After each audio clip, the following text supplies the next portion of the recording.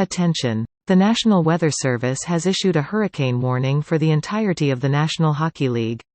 Please stay tuned for further information from the Storm Cellar.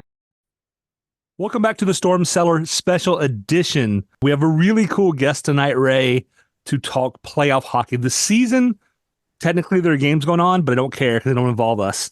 The season is over, right? 82 down. The Hurricanes finished with an excellent record on an upswing. Playoff hockey starts in 2 days. My flag is back up. Hasn't been stolen yet. So already off to a good start here in Boston. So how are things in Calgary looking for the playoffs? Well, there's a lot of sad people around us because, of course, they're not going anywhere. They have nothing to cheer for, well, other than maybe cheering against Edmonton. I think you could count on that. I mean, that's a sport up there, so yeah. It is. It absolutely is. But things are great. I'm super excited for playoff hockey. It's a great vibe. One thing I didn't expect, though, was the opposition in the first round. It was kind of a surprise. For most of the year, we thought we were playing the Flyers, and then they kind of went off a cliff. And another team slid in, and they're very familiar with us now. 4 games this season, first round last year. And to be fair, I looked it up. February 18th, I said the Islanders would be in the playoffs. Yeah. And I was like, I think they're going to be in number 3. I said that in February. To be fair, in March, I think I said, no, they're done. until the Caps and the Red Wings and the Flyers all decided that they didn't want to play in the playoffs. But technically, I was right. Just saying. You know, exactly. And you know what? It's hard to blame you for your discussion. And our guest, I have to credit her greatly for still having her nerves, her hair, her fingernails, because this team is more roller coaster than any that I've seen before. 6 wins, 6 losses, up, down, like it had to drive them nuts, but they got hot when it mattered. So the Islanders are in, and because, Brad, we've always said, hockey is for everyone, and the Storm Cellar is open to everyone, no matter who they cheer for, even the team that shall not be named. Thankfully, we don't have to worry about them because they stink and they are long gone. But what we do have is a fantastic fan. Isle Girl 3 is how you would see her on Twitter, Twix, whatever you want to call it, X. Her name is Kim. And Kim, before we get started, I know, and you had kind of mentioned, that you are a nurse. And Brad and I will be the first to tell you, nurses are freaking heroes. I've had 2 brain surgeries in my life. I've been in hospitals more than I'd care to be. And the one thing that I learned is that unless the nurses are doing, if the nurses aren't there, you know, there is no health care. So on behalf of us both, and I think I can speak for everyone, thank you for what you do on a daily basis, because man, oh man, our whole health depends on you guys, and you do it like heroes. So thank you, Kim. Thank you so much. That was unneeded, but thank you very much for that. I appreciate it, especially after just coming back from a 12-hour shift. Oh my goodness. You see, and now that's a true fan right there. 12 hours in a hospital as a nurse, working so hard, and then she's ready to join us in the Storm Cellar. She's pulled up a chair, and Kim, this is how we do things. We want to talk about the fans. We shine the light on the fans because they're the ones that really drive the team. I mean, sure, you know, Barzell's pretty cool, and you know, Sorokin and I don't wanted Horvat. Yeah. They can, you know, Horvat. I mean, they can all play and stuff, but it's the fans that drive them. They give them the fuel to the fire. So we want to hear your story. New York Islander fan, how did it come to be? Are you a generational fan, your whole family, or did you discover it all on your own? We want to hear your whole story. Fire away. All right. So my story is, it's a pretty simple one. You know, born and raised on Long Island. I was born in 99, so I was raised during the beautiful years of the New York Islanders. Um, but um, I have to start, I guess, I have to go back to my grandparents on my mom's side, my two grandparents, who I call my Mima and Poppy. They were original Ranger fans, obviously, and they were passionate about the sport. And my grandmother told me, because I said to her, what made you switch? And she said that, around the time that the Islanders came to be, there was a lot of trades going on with the Rangers. All of her favorite players were being traded away. It's like, you're just watching everyone that you love just, it's like, for me, like losing Horvat, losing Barzell, losing Nelson, losing Martin. Like, it's just losing everyone that you love. And she said she just fell out of love with the team. So 1972 rolls around. New York Islanders are this brand new hockey team on the island. It's right there. It's right next to where my grandparents lived, and tickets are cheap, nice and cheap, and you can bring the kids, bring the family. And so they started going to games in 1972. 1973, they were season ticket holders. And my grandfather would tell me he would come home from school. Prioritize my grandfather would do night school. He was an engineer. He would turn on the radio doing homeworks, listening to games, any game that was on. My grandmother would be with him watching. And they learned the game. And my grandma was a little excited when she went to the rink the first time when she was a Rangers fan. And she was like, "Oh my God, the line is blue." Because there was no color on the TV. Right. You heard blue line, but she's like, "Oh my God, I see it." But Nice. so she told me how she learned it. They would listening, or just when they could watch, and then going to Islanders games when they first went in the inaugural season, and then being season ticket holders from there, and their passion grew for the New York Islanders. My mom grew up a New York Islanders fan, and so did my dad. More passionate via my mom's side. She got to see the four cups.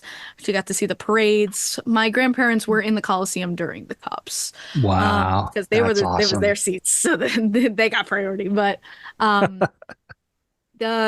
fast forward, I'm born into this family. And since I was a baby, I was on my mom's lap, at games, listening to the crowd. That's what you did every week. Is my family went to these games, and as a little kid, I was just happy because I got ice cream.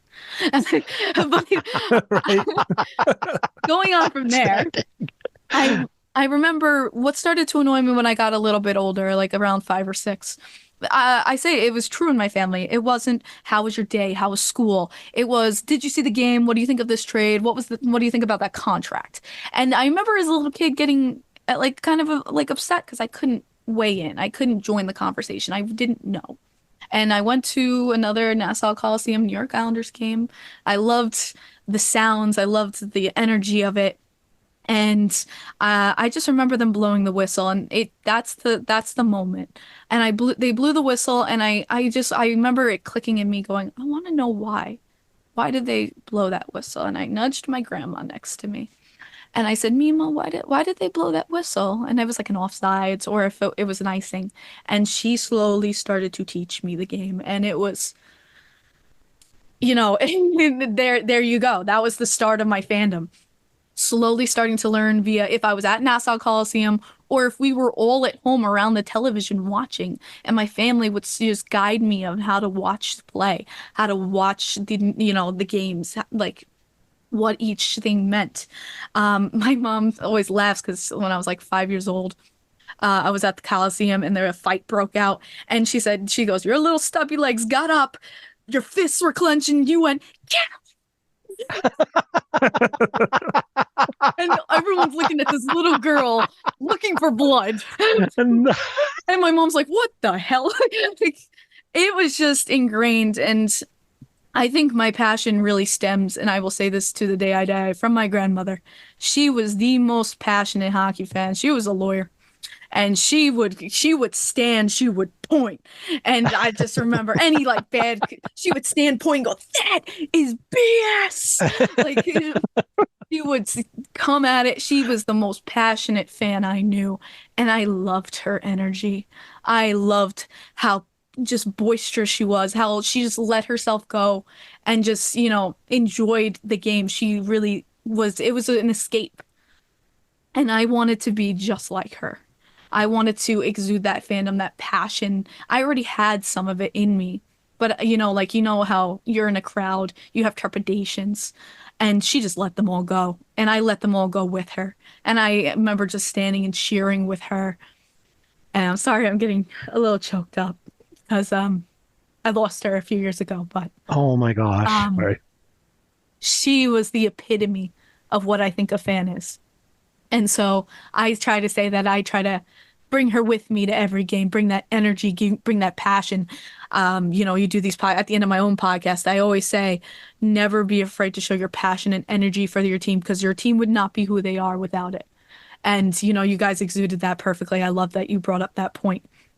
And that's why I'm the fan I am today, because it's not just a game for me. It is an encompassment of family.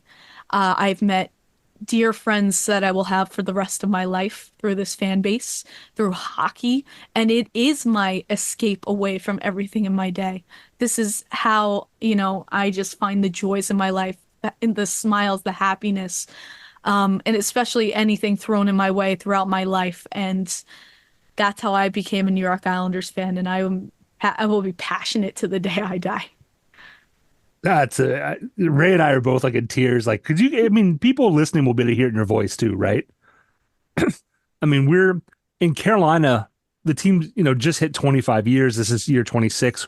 We're just starting to see the generational fans, right? We've seen the generation Islanders, right? We're just seeing the ones who were born into it. Mary, is a friend of the show. She's been on, her little guy, I think, just turned 2. And he's, he went to his first game at 8 weeks or something. It was really soon, right? And we're just now getting that. But Ray and I are the same way, right? You mentioned meeting friends. Ray and I have known each other since '97 through message boards. We knew each other for 20 years, only online. And then I'm like, dude, do you want to do a podcast? And that was the first time we had ever spoken in person. And then he came down to Boston. Was it last year, right, Bray? Was it last July 4th or was it 2? Yeah, last July 4th was the first time we'd ever met in person after, 23 years of friendship. So, and hockey's the common thread, right? What do I have in common with a dude from Calgary? Yeah, she's a Colorado Avalanche fan, but she exudes the same kind of passion. We have the same love of it. And I have flown to Colorado to see her. She's going to fly to New York to see me. So it's this give and go. And now she's the maid of honor in my wedding coming up. That's amazing. A, congratulations. And B, that's so amazing, because there's been there was a thing going around on Twitter fairly recent, last few weeks, where somebody was kind of downplaying it, right? Who have you met online that actually you become friends with? And I've loved the response to that has been, I know a bunch of Hurricanes fans who were like, that's where I met my wife. That's where I met my girlfriend. That's where I met my new best friend. That's where I've met. And hockey's the common thread for all of those people. It's, on one level, it's just a game, but on another level, it gives you a mechanism for creating those connections. And that's really what it takes. And we always talk about, in a small market team like Carolina, the team is a big part of that, because you get more of a personal, familial relationship with the players. I don't know how. I have no idea what it would be like to be on Long Island and and being able to go to open practice and being able to the players come out and sign autographs every single practice. Not anymore.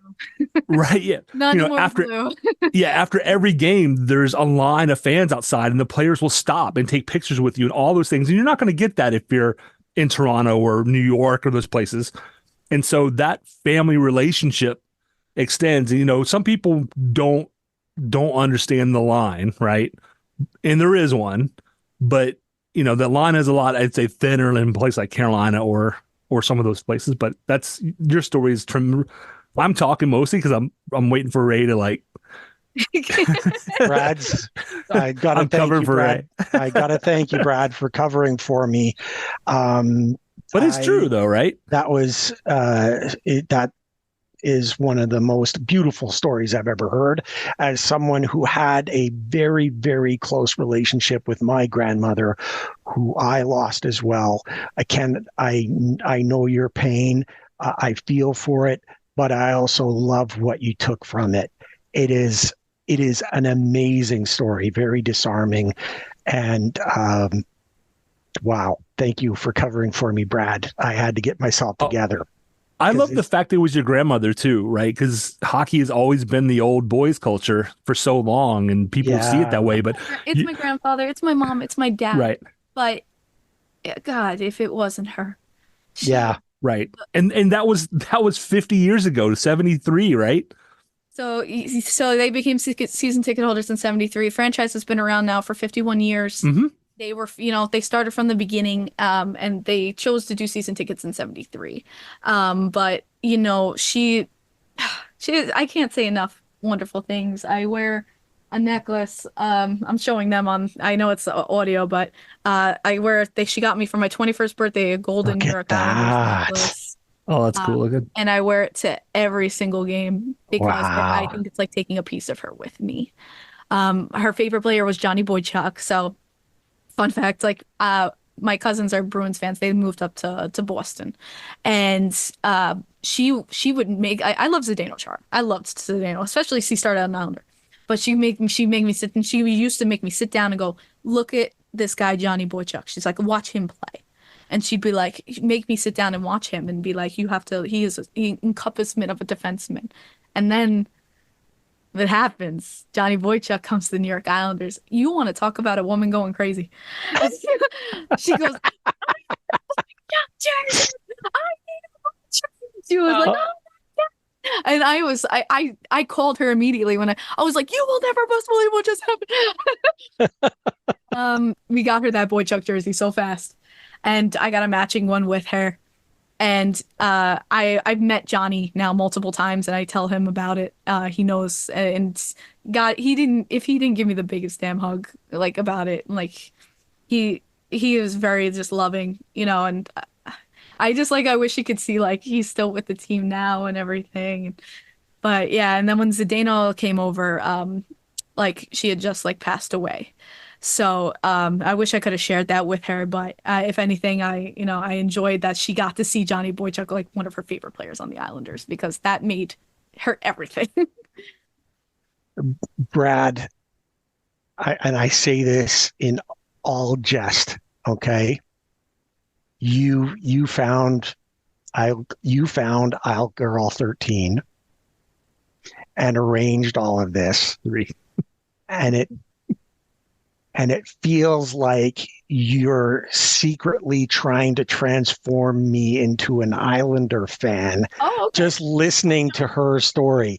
Now, look, that story is great, but I grew up cheering for Hartford, and I stayed with the team. Really? Yes. So I just have nothing. Fans. Oh, yeah. I feel for Arizona fans as an Islander fan. Yeah, so do we. And strangely enough, this organization has experienced the exact same thing that the Arizona fans are feeling now. We can talk about that, though, another time, because Absolutely. It is playoff time. Absolutely. And we still need to ask you your 3 questions. So you put me on the spot and cutting onions in my house. I don't know how you got in here like that. We've got 3 questions for you. So number 1, right off the bat, who's your favorite? This is the thing we do with all of our fans who join us. Who is your favorite player? It can be all time. It can be on this squad. You can share whatever you like. Your favorite player. That's the first question. And it leads to 2 more questions. Can it be multiple? You can share as many as you like. It'll make the following questions more difficult. I'll warn you about that. Okay. Well, active right now, Casey Cizikas. I've been his fan since 2011, since he joined the team. 4th line grinder, but I appreciate a player who hustles, who gives 100% every damn game, who shows that he wants to win. And I loved Casey and his tenacity on the puck. And there's a reason he's won the Bobby Nystrom Award here almost every single year. And he was my first ever real Reebok jersey. My first ever real Reebok jersey. My grandma actually went into the store in Nassau Coliseum and bought me his jersey. And I wanted a blue, but all they had was white. And I said, I don't care. I want Casey. There you go. There you go. So Casey Cizikas, my first ever Islanders jersey. I've loved him since a little kid. He knows me. I embarrassed myself in front of him when I was 14 because it was the first time I ever met him when I was 14 years old. And I talked like a mile a minute and I was so scared. So he kind of jokes about it with me today. But for those of you who don't know, I do half blue, half orange lipstick. It's my thing. And Casey will walk up to me if he sees me like at an event or something and he'll be like, where's the lipstick? But I'm like, hey, Casey, like, so it's awesome. He's known for like the Zeker hugs. I don't know if you guys know about that. Fire away. No. Okay, so he's known for these Zeker hugs. So he started this on the New York Islanders squad. It's progressed into other players, but after every single game of a win, and you go and you congratulate your goaltender, he would go, players give tap of the head, shoulder, stick tap. He would come over and just full bear hug the goalie. Yeah, and it became known as Zeke hugs. Nice. And now Matt Morton does it. I've seen Horvat do it. I've seen all different players do it. But now every time I remember the first time I was like, can I have the Zeke hug? And now every time I see him, he makes sure to give me like the biggest bear hug. And that is awesome. He just was the encompassment of what I wanted to see in a player. And everyone had DiPietro, everyone had John Tavares, everyone had Matt Barzal. And you know what? I have a Matt Barzal, but it wasn't always to me like the star. It was the person who I just saw always have tenacity and heart. And then there's Robin Lehner. Holy crap. Robin Lehner will always remain in my heart, my all-time favorite goaltender in the world. He came to Long Island. People know his story. Came out with the Athletic article about coming out bipolar depression and struggles with alcoholism. And he was instantly loved, and I instantly loved him. That same year, I was in college, second year, and I was going through a lot and found out I was diagnosed with epilepsy. I had no idea my whole life that these were seizures. And they progressed to get worse into full tonic-clonic seizures, which is what you think of when you think of seizures. And it hit hard. I was in a very low moment in my life. And I reread his article about being diagnosed late in life with bipolar depression. And it hit me right in the heart. And because I couldn't drive, my grandparents, again, talking about my grandma and my grandpa, they picked me up for a neurological appointment, and she threw a bag at me. And I'm like, look at her, and I'm like, what the hell is it? She goes, just open it. And I opened it in the car. My grandfather recorded it, and it was a Robin Lehner jersey, and I immediately just started crying. And I posted it online. I was like, guys, like, this is like the most meaningful jersey. Like, someone who like has been like helping me. His articles helped me in this really tough time in my life. I'm so forever grateful of my grandparents. I love you. Who sees it but Robin Lehner? Wow. And he retweets it. And I remember crying in the car again. I turned to my grandma. I was like,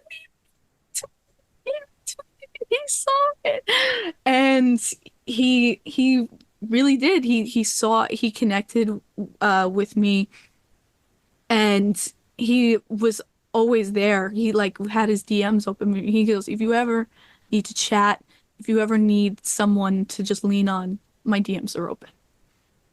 And wow. He was so there for me during that insanely tough day. And he was there for any Islanders fan. There was another fan that season who was in trouble. He was having suicidal ideations. And Robin Lehner messaged me. He goes, do you know his number? He goes, how can I reach out to him that I can talk with him? He was there for any single fan, anyone who needed it. That off season, he went to Chicago, and my heart broke. But I flew to Chicago to go see him play. And he saw me at the glass, and he waved to me. And I yelled at him like, Robin, we miss you. Because I miss you guys too. And awesome. I'm leaving Man. this Bell, not the Bell Center. Oh my God, I'm sorry. I went to Montreal recently. I United Center, and suddenly I get a message. Robin wants to meet you. I've never Wow. ran so fast in my life. Sure, yeah. Right. And that's the video. It's pinned on my Twitter of me crying, but hugging him, meeting him for the first time, and he's like, "How you doing?" I'm like, Yeah, yeah. and I got one-on-one talk with him. He grabbed me by the shoulders. He just was like, I've seen how far you've come. You're doing amazing. Just keep, thank you for coming and supporting me. I want to be here to support you too. And just, I mean, I've never had a player mean more in my life. Even with my grandmother's passing 2 years ago, he even messaged me. He's like, my condolences with your grandmother. I'm so sorry. Like he was just always there for you, like kind of player. And I'm wishing him the best right now because I know he's going through a lot. But he will forever remain my favorite goaltender of all time because he's just someone who was, I wish more people, I guess, knew how amazing of a person Robin Leonard was. And that's why I have all of his jerseys behind me on the wall. Behind. I saw them, and yeah, Brad. It's a truly amazing thing when an athlete, somebody you admire for their athletic prowess, also turns out to be a good person. Well, it's like the most amazing thing because so many times it goes the other way, right? But she's making it really hard for me to want to chirp Islanders fans for the next, 10 days, though, dude. How the heck are we going to do that, man? I don't know that we can. Well, chirp everyone else, but her, because I still got Rags fans, so I'm good. Yeah, well, exactly. And that's the thing, Brad. Like you said, everyone said it's cliche because, and a lot of times it's true. They say never meet your idols, never meet your, you know what I mean? Like, just let it be out there. The reason why you're such a big fan, it goes beyond hockey. He's just an amazing human. That's all that matters. Like in the grand scheme of things, that's really all that matters. And that's such a great story. It's going to make the next question hard for you. You can't use Leonard in your question, dude. You have to use Cizikas. Yeah, it's got to be Cizikas. Okay, so here's the next question, and this is how we always go. Go. So if I could guarantee you right now that the Islanders win the cup this year, okay, but you have to trade Cizikas, do you do it? Oh my God. Trade Cizikas. No. No. It's a tough question. Because he's the one of the number one players I would want to see have it in his right. Yeah, it's kissing that thing because he's damn deserved to his loyalty to this freaking team. Oh my God. Oh. Tough question. Oh no. This is the hardest of the three questions, I think. It always is. Yeah. You know what? He is the epitome of a new. No, I would not trade it. And you know what? Most common answer. That is the most common answer. We win with him, or we don't win it at all. There you go. So now here's my next one for you, and I think this one will be infinitely easier for you. If I could guarantee that the Islanders win the cup, but they immediately have to take 5 years of terrible hockey not making the playoffs, do you do it? Absolutely. They win this year. Yeah, it's almost like a no-brainer, right? You know what? We have to do. You get the cup, and then you have to do a total yeah, you just team and restart. You know what? We got the damn cup. Yep. I can wait a couple of years. I waited 24. Okay. I can wait 5. That is so awesome. That is so awesome. All right, so now's the time that we've gotten to know you. I think I can speak for Brad. We already love you. It's just amazing. Yeah, that's. So now we're going to break. We're going to chop this series up. It is part 2 the Islanders versus the Hurricanes. We're back at it again. And we were going to chop it up in a kind of unusual way. We won't just throw out our whole opinions. We're going to do it in the interview mode, kind of asking and answering questions that kind of lay out the whole thought process. And then we can dive deeper as we continue on. So the first question that we have, and Brad and I will answer this one first. We're showing respect, give you a little bit of chance to think about this one for yourself. So the first one goes, what scares or concerns you about facing the opposition? And Brad, I don't know if you want to go first. I think I would go first in this one. You can go first if you want. Yeah. For me, what scares me the most is they are so physical. A far more physical team than the Hurricanes.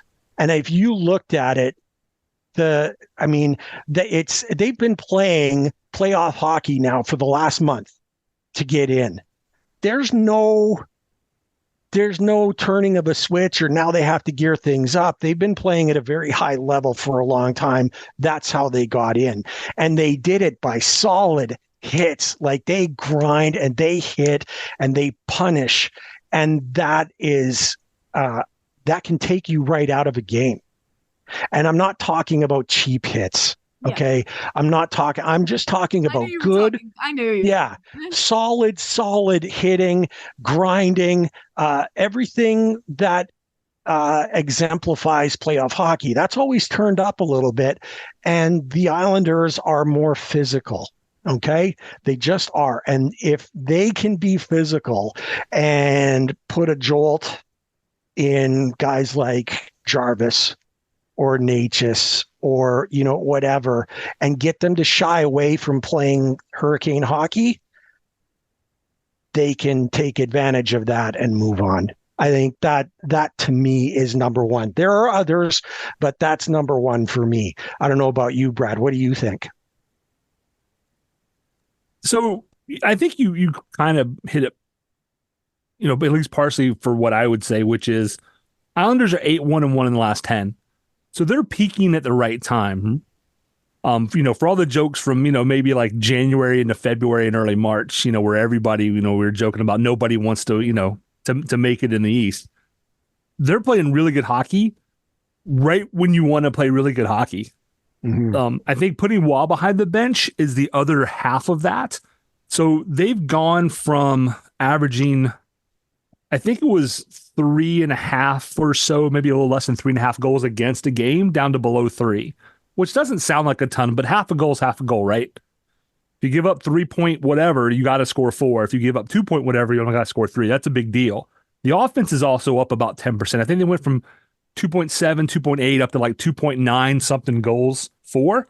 So something's working on both ends, right? Which just in general is going to make them tougher to play against.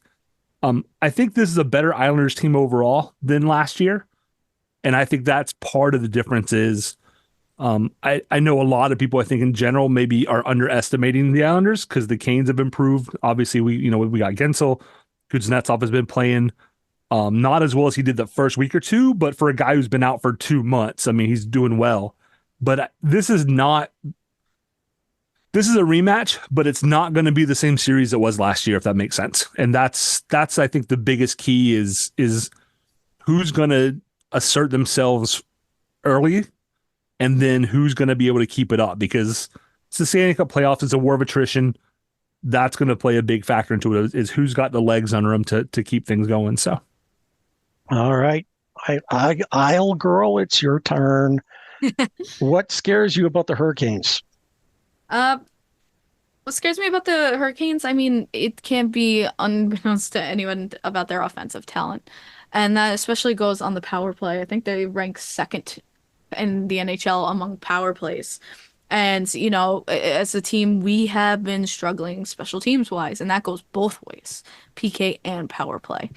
And you know, in these crucial games, and we learned it last year against you guys, how crucial, you know, one power play can be. It can mean the difference of tying a game or taking a lead, you know, things like this. And, you know, the Canes, I think, can take, you know, that scares me about the Canes, is that they will and can take full advantage of what they have in front of them with their offensive talent and power. You know, and you guys had injuries last year, and you guys don't have those this year. You know, this is, and I'm kind of interested about that, because, you know, if you know, we win, it's like, you know, you just beat a Hurricane team. That's the only reason, you know what I mean? Because you know that was gonna come. I think this is like, I like it. It's like kind of like a fair fight.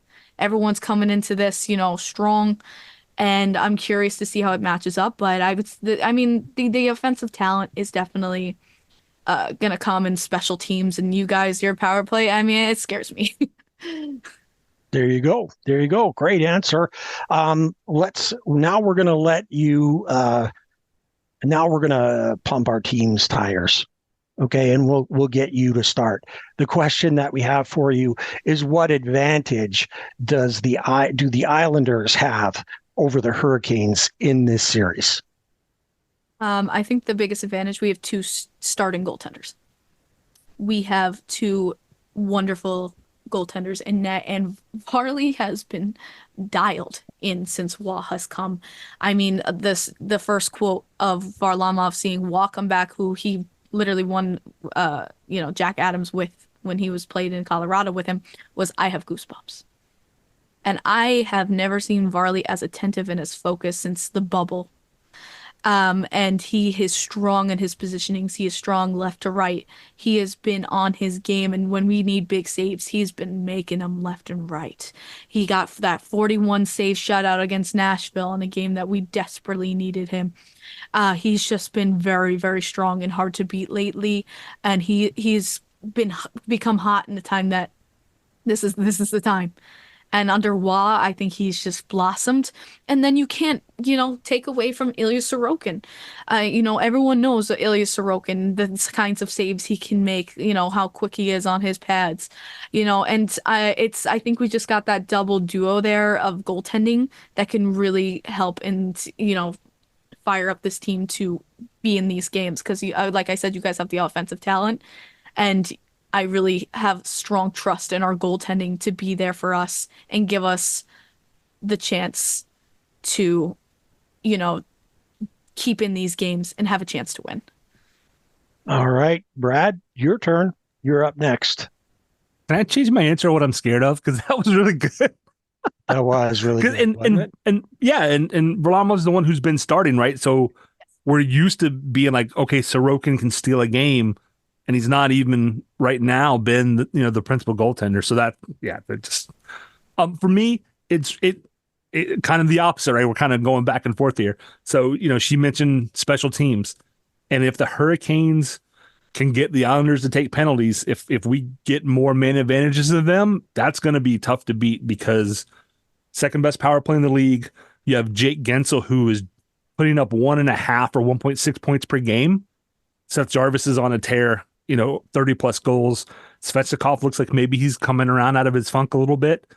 So even in the Columbus game with 8 players resting, 8 regulars on the bench, the power play, they were doing a little more movement. They were doing more of a rotating triangle style of power play, which was getting them a ton of opportunities. They didn't score, but if you put in your top guys and do the same thing, that just, is brutal for anybody to play against, right? But then the antidote to that is your best defender is always your goaltender, and they have 2 guys who can really hang in there and not just steal a game, but could potentially steal a series. So great answer. And I'm going to come back to you. Isle Girl, tell us why. It's got to be weird. Varlamov coming in, it was such a shock that he comes, Raw gets in, Varlamov is just super excited, and now he's the guy. Everyone thought like kind of already had Sorokin as the starting goaltender on game one. That's not the case right now, is it? Like Varlamov's kind of taken over the number one spot, hasn't he? Is that a fair take from the outside looking in? It is, and I'm not shocked. You're not at all? I will say it. I'm not shocked at all by it. Because I knew we had two starting goaltenders on this team. That's why we re-signed him in the first place. That was one of the best signings of the summer, I would say, in my personal opinion. I saw Varlamov signed, and I immediately went like fist pumped, like yes, because I knew the talent he possesses. I just feel like under Lane, I don't know, just like. Obviously, I feel like with Lane's system, it just wasn't working. I mean, Sorokin was pumping out games left and right. And he was getting tired too, just protecting this team from like 40, 50 shots a night. And, what Waugh has critically, pinpointed is breaking down, in the neutral zone, take over, like turnovers, stopping turnovers, and that drastically brings down shots. It gives our goaltenders more times to focus and like get in the game, and less shots equals less chance for goals. And Varlamov has flourished under this. After he's a guy we would let get the gauntlet. Honestly, we would let him at the gauntlet, and Sorokin was getting tired of it too, and I don't blame him. But I'm not shocked by it. It's really just who's the hot hand between the two of them. I mean, you can think of like Boston too, Ullmark and Swayman. It's like who's the hot hand between the two of them, but two of them can interchange. So can Varlamov and Sorokin, in my opinion. So I'm not shocked. I knew he had that capability within him, and it's nice to see it kind of flourish under Waugh. And I can tell his system is just making him flourish as a goaltender. Pretty good goaltender to learn from.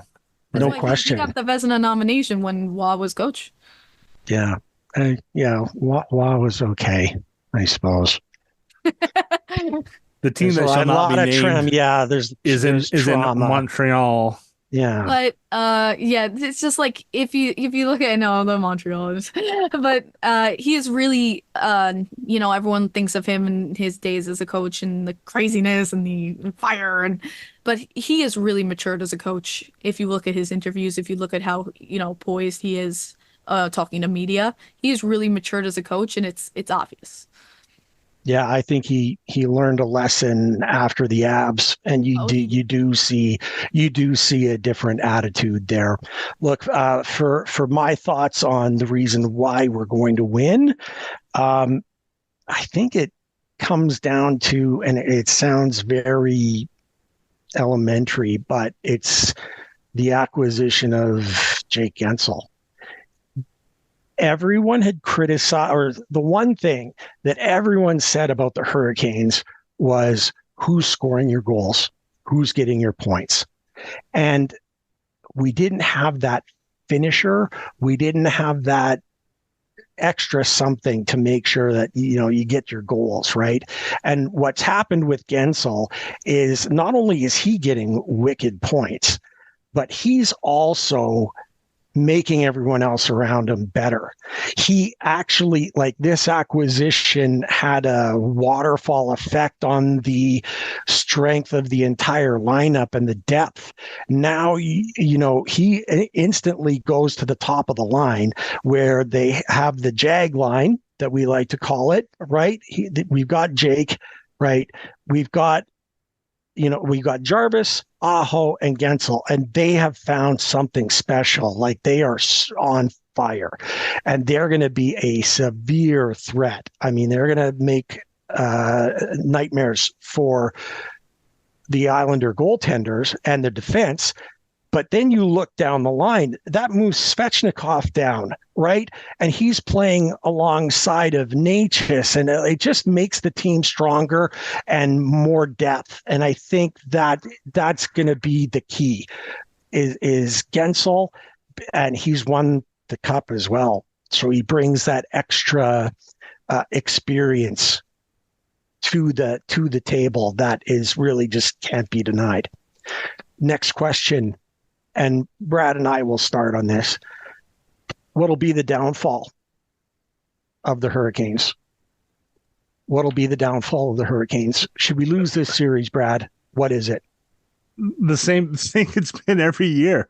Scoring dries up.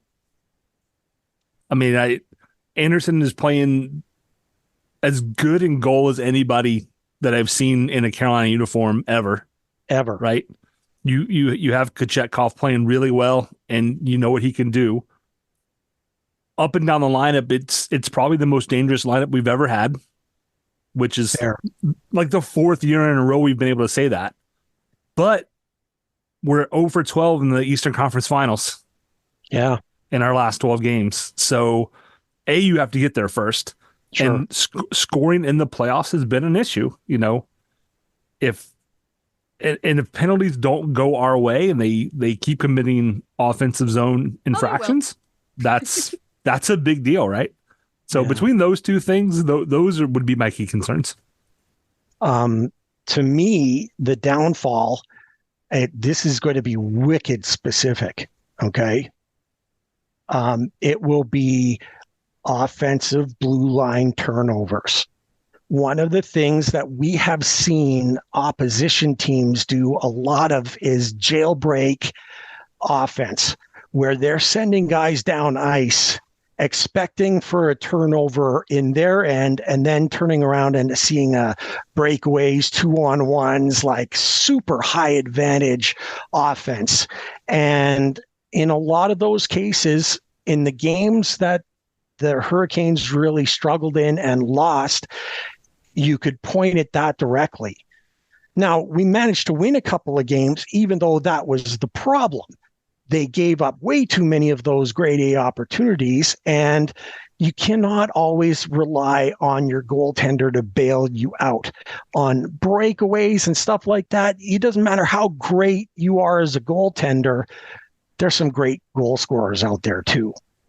And when you give up these 2-on-0s, breakaways, 2-on-1s, fast rushes, it's going to burn you every time. And I'm not convinced that, Wah and his coaching staff haven't kind of figured out a way to really put that kind of pressure on all the time. It's risky playing that jailbreak stuff, sending guys out away, because if you don't get the turnover, you're in big trouble. But that would be it. It would be those turnovers at the blue line, and Bernsey has turned over the puck a little too much for me, and I've criticized him in the past. I still love him, but if he doesn't get the puck to the net, we're in big trouble, and that goes for all of the D. Get the puck to the net. I'll girl 3. All right. What would be the downfall of the Islanders? It's like a combination of two kind of things, but kind of happened during the Rangers game, actually, a bit that we won, which was crazy. But like I said before, with power play comes PK. Islanders got to be disciplined. They have to be a disciplined team. And there's so many times where we know, like against the Rangers, we had to be disciplined. And how did they come back in that game? Power play goal, power play goal. And things like that. We have to be more disciplined of a team, because this team can be so inconsistent. That's the only problem, is they can be alive or they can be dead. And what I'm talking about is they can come and they can score like 3, and then but the biggest problem is discipline and inconsistency from period to period. We don't know what we're gonna. I feel like sometimes it's you don't know what you're gonna get. It's a Forrest Gump, and there's moments where we just cannot get out of our D zone. We get hemmed. We are failed clears.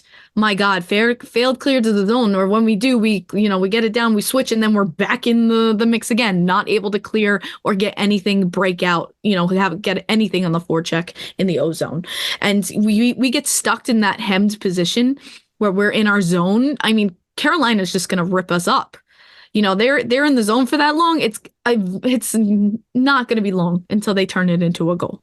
And, we have to, I don't know, like that's just the biggest part of I've been angry about is just inconsistency with this team.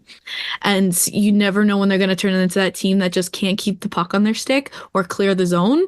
And we're just hemmed in our zone for, it looks like a PK for 20 minutes. Wow. Yeah. You know what? And that's been the Hurricanes' calling card, right? Is a forecheck that's just smothering. And if you can get those really long shifts where, every skater on the ice, their legs feel like they weigh about 3,000 pounds. And you know what I mean? Like those long shifts are killer. And they happen against the Hurricanes too, but more so where they get scrambly. And I think that's where they either lose their men in the system that they have, or they just get lost. That can happen too. So that's a great take. We're running out of time, but that means just one thing: we've got predictions, and it's time for us to make our predictions. Of course, guests first. I've got a pretty good idea what your prediction is going to be, but maybe I'm completely wrong. What do you think? How does this series go? It's depending on Islanders' consistency. I've seen what this team can do. I feel like the Canes have been one of the teams that have been a little thorn in our side. I feel like as a team that, we've always, I feel like a little bit struggled against. But recently I feel like have had moments of breakthrough where you can see it shine, you can see it come forward. Again, this isn't the same series as last year, like you said. And I think we have a good shot at this. We have matchups and new lines that are connecting players that, we have Casey Ciziga's first line. Something interesting that, this is a player that can dig out the puck to Barzal and Horvat, who have had such great chemistry. And it's just the consistency of those lines. Some depth, younger players, Kyle McLean, people don't really know what to expect from that kid. And he's, you're talking about tenacity on a puck. He's the kid. He replaces Casey perfectly on that line. And so it's going to be interesting to see what we get defensively. But I feel like we have maybe a little bit more depth to our offense. With Varlamov as hot as he is, maybe, honestly, I could see the series going to 7. And I'm sorry, I got to go with my boys. No, there's nothing to be sorry about. There's absolutely nothing to be sorry about there. No, not at all. That's absolutely fine. Oh, you can tell you're from Alberta. You're sorry. Always, right? And frankly, if I'm being honest, and I'll be straightforward with you, that'll be if the Islanders win, it will have to be in 7. It will have to be in 7. Okay, yeah. That's kind of the way I see it. Brad, what's your prediction? So last year it ended up being a 6-game series, and it was pretty tight actually. I think 4 of the 6 games were decided by a goal. And then the other 2 were blowouts. One for the Islanders 5-1, one for the Hurricanes 5-2, right? So Miss High Stick. I had to throw it in there. I'm sorry. Love it. No. It's all good in the Storm Cellar. So listen, I was in the arena when I watched that happen, and my heart break. So I'm allowed. So it was. I mean, it's one of those that was missed, and then you start going, okay, well they also, you play the what else was missed game, right? But and then everyone's like, well, you missed this, you missed that. Yeah, you know what? It happened. It's done. And it's written in history. No one's changing it. Exactly. I think that, so we started off by saying this is not the same series, but I think the results are going to be kind of the same. I think Canes can win this in 6. I think it's going to be a bunch of 1-goal games again, but instead of 2 1s, 3 2s, you're going to have 4 or 5 games that are like 4 3s, 5 4s. So I think you're going to see more offense this time around. I think it's still going to be close. I think whoever wins it, it's going to be a bunch of 1-goal games again. I don't foresee any. I don't think there'll be another 5-1, or 5-2 kind of game this time around. They're all going to be fairly close. Mm-hmm. If one team wins a game by 3 goals, I'll be shocked. Actually. Wow. Okay. Yeah, and I have to agree with you, Brad. Full respect for what the Islanders have been able to do and the way that they played. And they're on fire. They hit the accelerator right at the right time. They're coming in strong. They're playing well and confident. That's to their credit. Sadly, you drew the Hurricanes. And the Hurricanes are just. compared to last year, way deeper in the lineup, more goal scorers, a stronger D, and great goaltending. But I'm not It's- upset about it. No. I know what you're I have saying. a specific reason to say this because if anything, this is a series that is a testament to my team for me. Because let's say we did end up against the Rangers, which I kind of think was a better matchup for us. I'll be perfectly honest, because they've been struggling 5-on-5, and that's where we shine.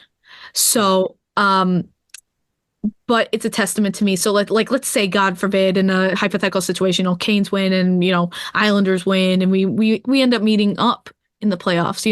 Because then it's you deserved your spot, and that's going to be a true. I feel like this is always going to be a true matchup if we would end up. And for me, it's a testament to my team if we could truly do a run here. If we could truly beat you guys in round 1, I truly have faith in a testament into my team that maybe this could be deep. You know what? I would agree with you wholeheartedly because it feels like a Florida situation like last year, a team that really didn't have a shot against the Bruins, and in 7 games did what they needed to do, and then were a buzzsaw the rest of the way. They just ride that wave right into the final, which sadly rode right over top of Carolina. But we won't relive Of course, that. Bob plays his best hockey of his career. Yeah, Bobrovsky. For He the 2 played- weeks that we need him to not do that. He was nuts. He is nuts. I'm This still has mad been about that.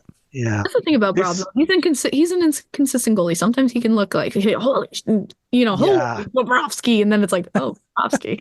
Yeah, no doubt, eh? This has been an amazing episode. Isle Girl 3, not only a heroic nurse, probably the single greatest, and I'm, I may be on the outside looking in. I'm anointing you the single greatest Islander fan in the history of the franchise. I'm telling you. You're going to make... I feel it. Well, it's only fair. You made me cry earlier. Come on now. When we get comments once this is posted, you'll see people be like, "Oh, you can hear it in her voice, how much she cares." It's obvious. Amazing. So what we like to do, you spend a lot of time throwing things out there and stuff. Where can people find you on Twitter to follow you? I'm going to be and pimp your podcast too immediately. Ask that, and you've got a podcast as well. So fire away, share your information. Okay, so my primary is usually on X or Twitter, whatever you like to call it, under Isles Girl 3, ISLES Girl 3. Why did I choose that? I can't, because I like the Islanders. I'm a girl, and my favorite number is 3. Nice and easy to remember, right? Absolutely. I stink at usernames, but that's my primary where I do most of my, Islanders talk. I do a YouTube as well under the same name. I do live streaming of games. I do play-by-play. I do live streaming reaction games. I do my podcast, as you guys say. It's called Kim in the Crease. I do it Sundays, 10 p.m. Eastern Standard Time, where I break down for the first half Islanders hockey, and then we'll go into general NHL and answer questions. And it's live. I like to do things live, banter back and forth. So if you guys like live, questions off the cuff, you can come by and swing by there. I have my first ever, I do vlogs on there as well. And I have a Discord that is the link in my YouTube. So you can go and check that out as well. Fantastic. Right on. That's busy. Brad. We can have Kim come back, right? Anytime. Absolutely. Anytime. The Storm Cellar is open to everyone, but you especially. Okay?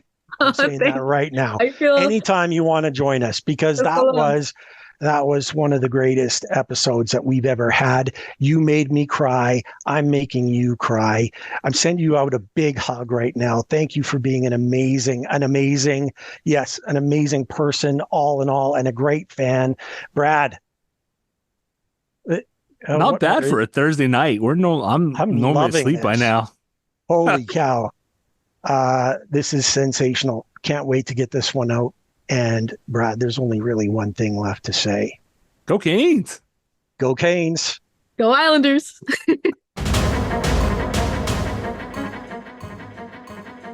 thank you everyone for tuning in. Ray and I greatly appreciate your support in helping us produce an informative and fun podcast. As always, we'd like to say that we believe hockey is for everyone. Whether you're a Caniac or a bunch of jerks, doesn't matter, as we're just a couple of jerks anyway.